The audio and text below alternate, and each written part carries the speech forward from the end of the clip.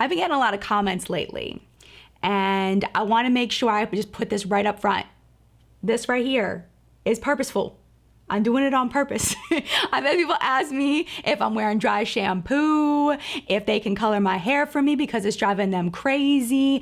I'm growing my grays out, okay? And I'm enjoying it. I'm liking it. I get it. Just know it's on purpose, and I don't need you to color my hair for me, but thank you very much for offering. I appreciate it.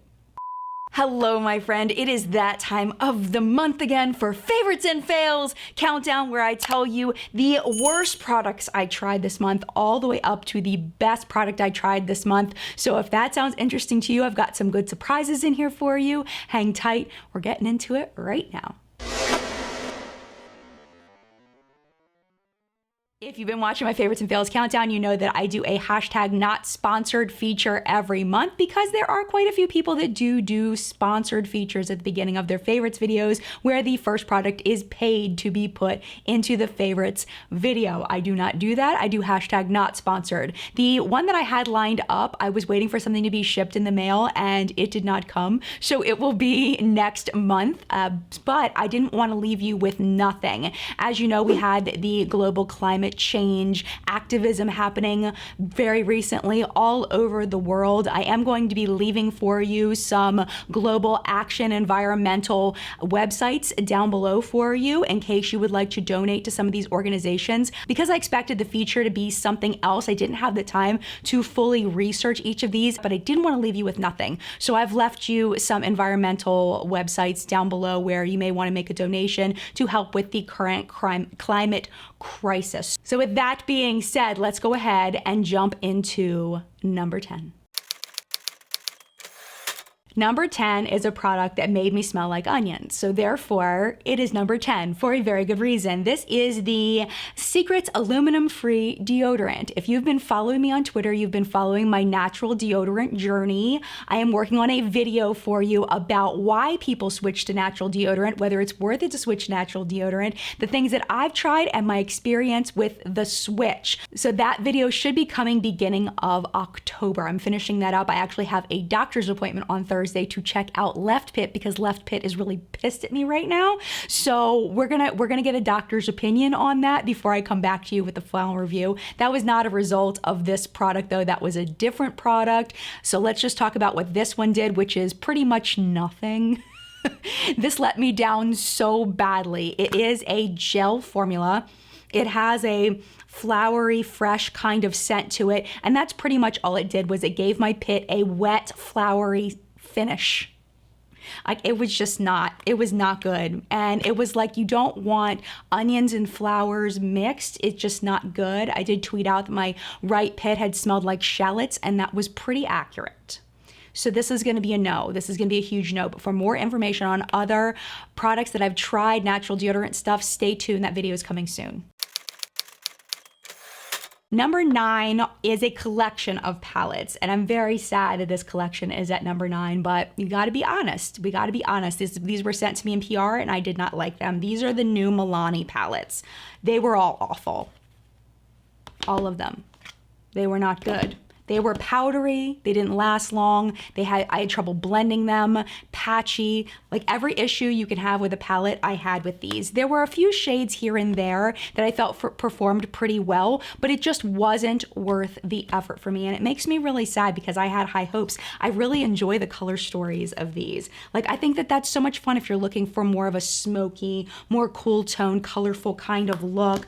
This one here is absolutely beautiful. If you like something a little more warm, more sunset looking, and they're all just, they did such a nice job designing them. I mean, how fun is this? But man, I tried. I promise you, I tried. I didn't like them. The formula is just not good. And if I could say anything to Milani, it would be to just work on your eyeshadow formula, work on the blendability, work on the way that they work well together. I mean, I just found myself extremely frustrated. And like we had talked about this one, the Gilded Rouge one, and how many of these shades were similar to the Jackie Aina ABH palette. Unfortunately, the performance just didn't hold up. And you've got glitter shades like this that end up turning into like a hot mess on the lid. You have to pack them on and then they fall all over your face and it's a hot stinking mess. And no, that's the end. No. Another product sent in PR that did not work for me, and I'm so sad it didn't work for me. This is the CoverGirl True Blend Minerals Loose Mineral Powder. Unfortunately, every foundation I used this over, it made my face look powdery and it accentuated my lines. It just didn't make my skin look pretty, unlike another product I'm going to show you in a little bit. It comes with a powder puff. I did try to use the powder puff, but you can see it like gets really gross really fast. Inside is a very cheapy kind of plastic. I mean, it's a drugstore product. They're trying to keep the cost down, but the holes here are very large, so you end up picking up a lot of product on this. Even on a brush, you end up picking up a lot of product, and it doesn't look pretty. You can tell you're wearing a powder. So this one's gonna be a no for me, unfortunately. This one is in the shade, this is in the shade 50 Translucent. It also comes in a banana powder version. I did not try this one. Banana powders don't really look good on me. Okay, so now we're moving into products that I really liked, but things that I would tweak for myself personally. So this is not a bad product. Don't come for me. I know you're coming anyway, whether I say don't come for me or not. I don't even know why I try. I don't know why I tried, but this is the Morphe Jeffree Star eyeshadow palette. I was actually very pleasantly surprised by the quality of this product. Really, really easy to blend, really easy to work with. The shade range for me was difficult. I got some pretty looks out of this though, I really did. One thing to keep in mind is to really think about these as sections so your brain doesn't get overwhelmed. Like, how am I gonna blend the, the green and the pink and the purple? Like what? You don't have to do that. You can do more natural looks. There's plenty of natural colors in here. You kind of go through here and through here. Color selection is just, it's different, and I give them credit for the different. I found that the pinks over here made my eyes look kind of bloody. They didn't have enough brown in like some of these to make my eyes look like they weren't bleeding. And I don't know how else to say it.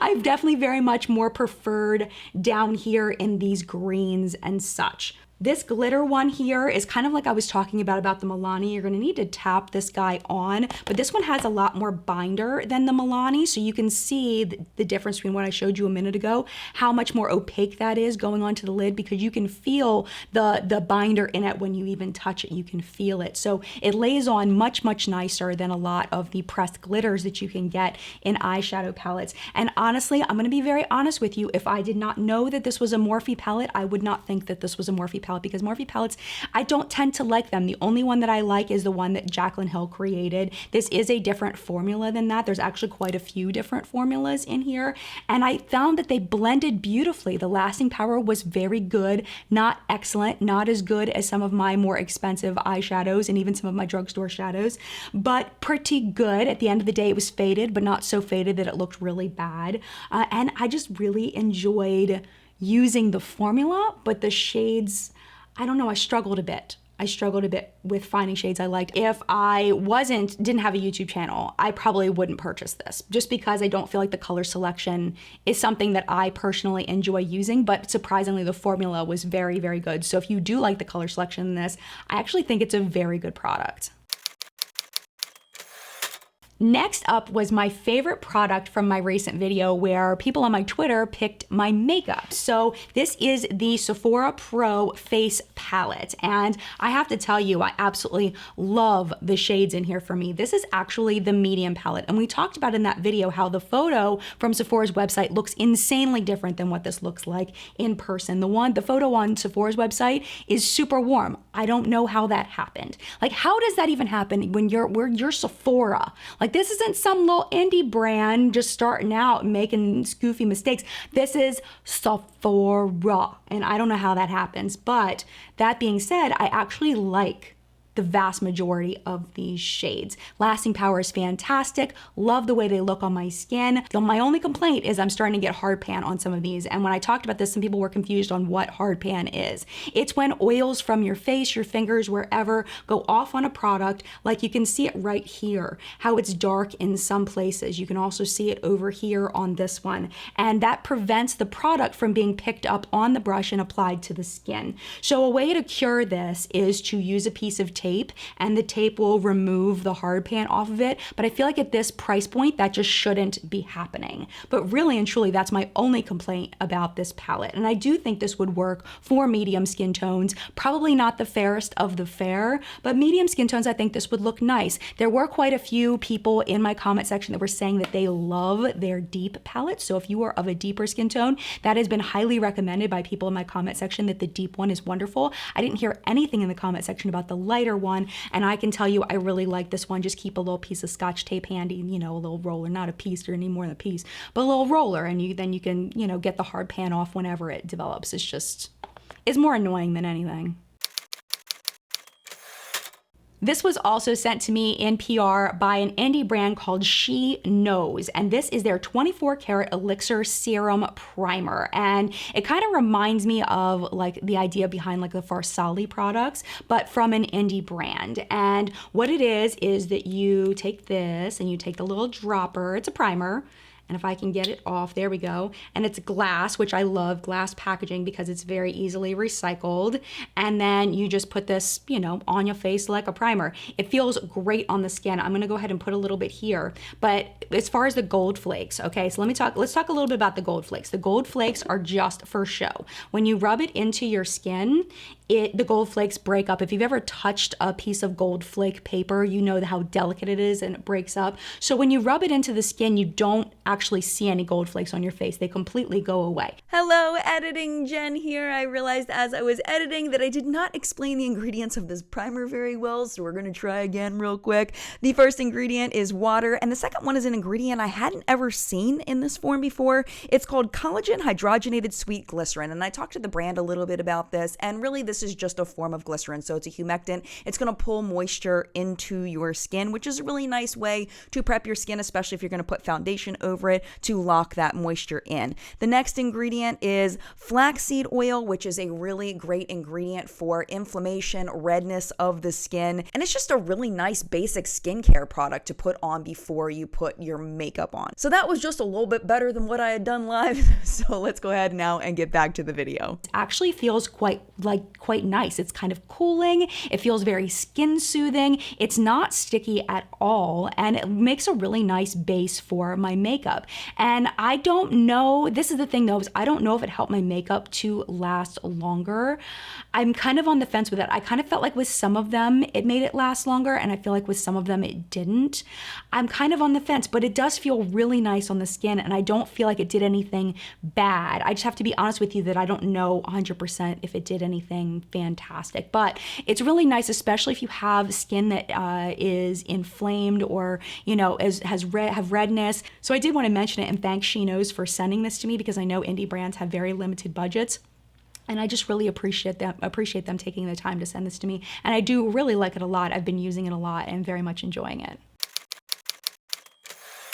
Next up, my favorite foundation that I've been trying and actually caught me by surprise. If you did watch the video that had this one in it, you know that I loved the new ABH foundation, but since I just talked about that, I wanted to include this one instead because I haven't talked about it. Again, sent in PR, this is the Milk Makeup Flex Foundation Stick, and I've been using the shade Shell, and I have been loving this. I am wearing it on my face today. This shade match is absolutely perfect for me. I've actually been using this because I haven't really been wanting a lot of foundation on my face. I've been using this more of like a spot conceal almost, to just get rid of a little bit of discoloration, a little bit of redness, and kind of even my skin tone out a little bit, and it works perfectly for that. I don't notice any extra caking all up in my fine lines and wrinkles up here. It doesn't cover up my freckles. It lets my freckles kind of shine through a little bit, but it does make them a little less noticeable, which I like. It just leaves a really pretty finish, and that surprises me because usually stick foundations I'm just not that into. Like I'm not into stick foundations. Usually they look pretty bad on me, but this one is probably my favorite stick foundation I've ever used. It's really nice, medium coverage, and it's just really good. I do have normal skin, so I can't speak to how this works on dry skin or oily skin, but with my normal skin, I absolutely love it. Now we're getting into my favorite products that I've been trying, and this is on my eyes a little bit today. This is the So Jaded Kathleen Lights ColourPop collab. I have been loving this palette. I honestly don't think Kathleen could have done a better job with this palette and the color selection. Like how I was saying about the Morphe one, it just didn't fit me. This one fits me. This is like, I've been really loving this, and I've created so many looks. That's the thing, is you can kind of like, again, just block it off in sections, and you can see you get looks here, looks over here, looks over here, looks down here. The only one I've been having trouble with is this one here. Again, it's the glitter formula. This one I don't feel like is quite as good as the Morphe one, but definitely better than the Milani. Let me put it here because I have that primer on. But do you see how it gets a little bit patchy? This one I don't feel like is quite as bad as the Milani on the eyes, but it doesn't have that creaminess that the Jeffree Star one did. So I'm not the biggest fan of that shade in particular, but it is fun to use as a topper over the other eyeshadows just to give a little bit extra bling bling going on. One thing though to keep in mind is that the green shades, like this shade Jade down here, the Tiger Eye shade, which I thought was gonna be a little more green, turned a little more brown on me. I found that if I really wanna get the green, I have to use Emerald. I also use this shade Periscope, I believe is how you pronounce. Oh no, you're gonna get on me now, aren't you? I pronounce it wrong. Peridot. Peridot. It is what it is. You know what I'm talking about. This shade right here actually has quite a bit of green in it. So when I put these two together, it actually looks really beautiful. Let me swatch them next to each other so you can kind of see how they blend into each other.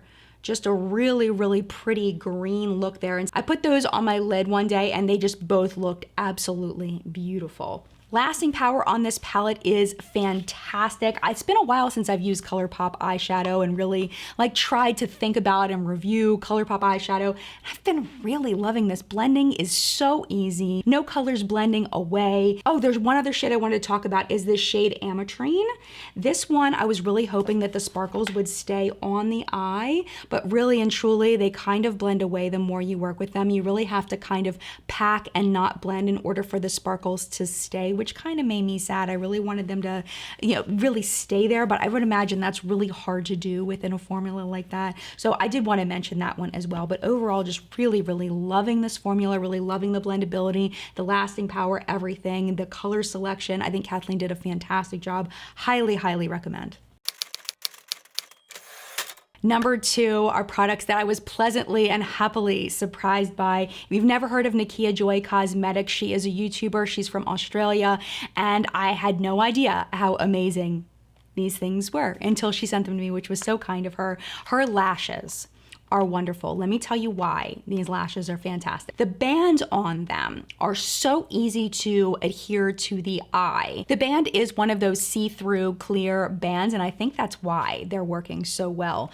They're really, really wonderful. And like you can see, they have, within the box, they start off with like the shortest length and then they get longer and longer. And that's the way most of her lashes are. And I think they're absolutely beautiful and really been enjoying them a lot. The other product I want to talk about that is stand out. This is kind of, I'm cheating. I'm gonna be honest, I'm cheating. I'm putting 2 products in at number 2 because they're both from the same brand and I couldn't pick between them. This is her velvet finishing powder. This stuff is amazing. Definitely just as good as my favorite setting powders of all time. The Bare Minerals, the one from Beauty Bakery, the one from Cover FX. I mean, just absolutely beautiful. But this one has an advantage. This one has an advantage, and then it smells like ice cream. I'm not kidding. It smells like straight up vanilla ice cream. Like you take the Breyers and you open it up after you've purchased it and it smells like Breyers ice cream. That's exactly what this smells like. It's one of my new favorite things. Unlike the CoverGirl one, this one doesn't leave my face looking powdery. It leaves a beautiful finish on my skin, and I really, really love it a lot. My only critique would be that my fingerprints are getting on the top of it, but I mean, that's just me nitpicking at this point. Other than that, the packaging is very functional. You'll notice on the inside that the holes are much smaller than the one that is, than the CoverGirl one, and it makes it so that the product doesn't come out so much. And I just really, really love it. It's so good. It's so, so good. And finally, I usually reserve number 1 for a product that completely shocked me, that I had no idea was gonna be good and is blowing me away. Here we go. Milani, maybe you were mad at me a minute ago, but hopefully you'll be happier with me now because this is the truth, man. This is the violet one. It is their new lash primer. Now they sent this with a mascara, a Milani mascara.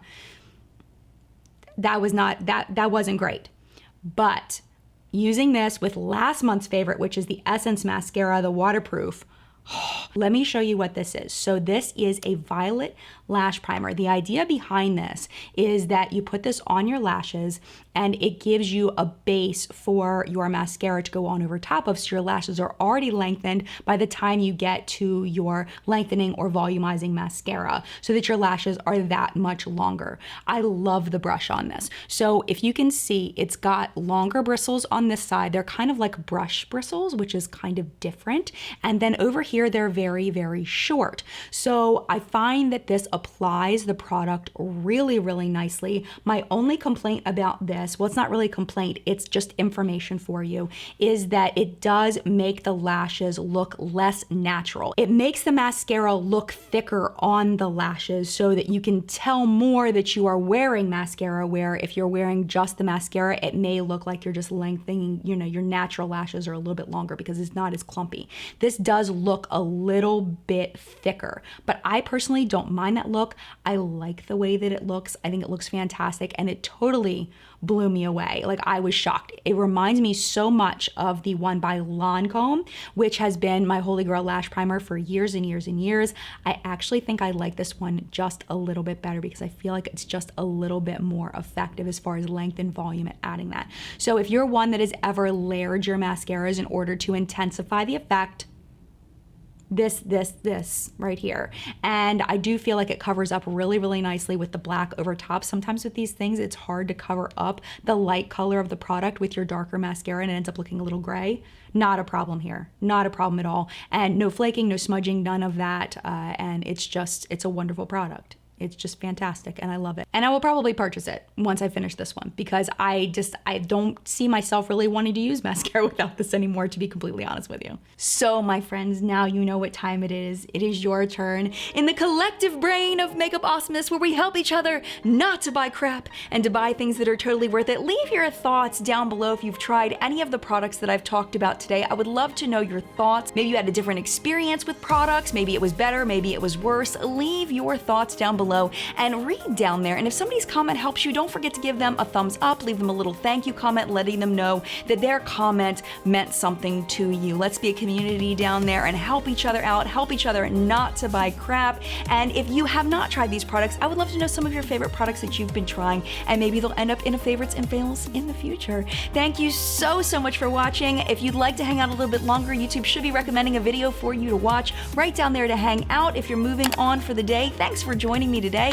I really, really appreciate it. Have a wonderful rest of your day. Mad love to you, and I will see you in a video very, very soon.